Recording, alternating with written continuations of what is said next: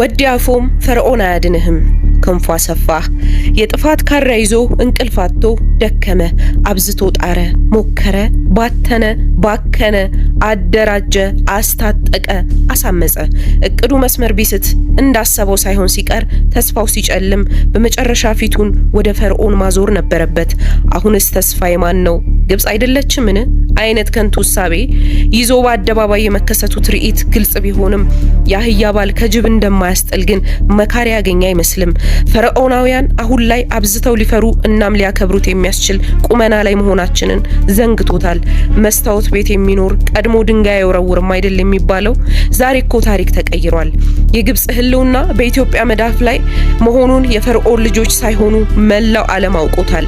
በምድራችን የያዝነው ድብቅ ኃይል የትኛውም ወታደራዊ ንጽጽር ውስጥ የሚገባ ጉዳይ አይደለም። የኢትዮጵያ ጥያቄ ንብረታችንን መልስ ነው። ስለ ጦርነት ያነሳ የለም።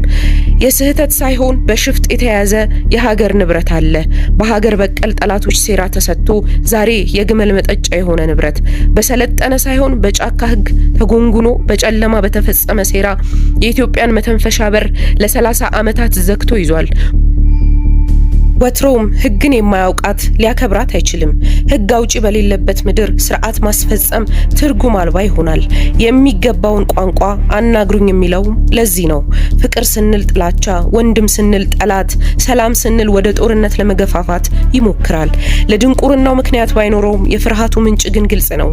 ዓለም የተፈጸመውን የፖለቲካ እድፍ ተሸክሞ ፈጽሞ ሊቀበለው የሚፈልግ ሀገር እንደማይኖር የታወቀ ነው። ሀገሬ የሚላት ባህረ ነጋሽ ጎረቤት አልባ ተስፋ አልባ ወጣት አልባ በማድረጉ እንኳን የማይጸጸት ግዑዝ አብልታ ጠጥታ አስተምራ ለወግ ያበቃችን የእናት ሀገሩን ጡት የነከሰ ፍጡር በእናት ማደጉ አይኑ የሚቀላ ምቀኛ ጎረቤት በአንዲት የታሪክ አጋጣሚ መንበር ላይ ወጥቶ አሳዳጊው ላይ ለማመጽ በጓዳ የሚመክር ሰው ከካይሮ በቀር የማንም እጅ እንደማይዘረጋለት ልቦናው ያውቀዋል። አስመራ ከመላ ዓለም እንድትገለል ካደረገ 10 ዓመታት ተቆጠሩ። የጎደፈ ስምና ያደፈ ዲፕሎማሲ ይዞ ብቻውን የቀረች ደሴት አድርጓታል።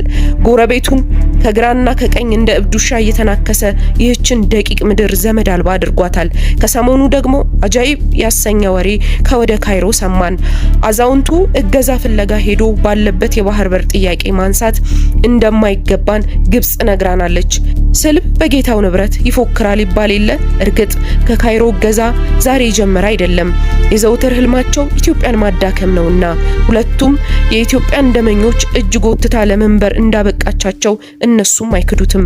የኢትዮጵያ ብርቱ ክንድ ጠንቅቃ የምታውቀው ግብጽ ምናልባትም በፕሮክሲ ሆና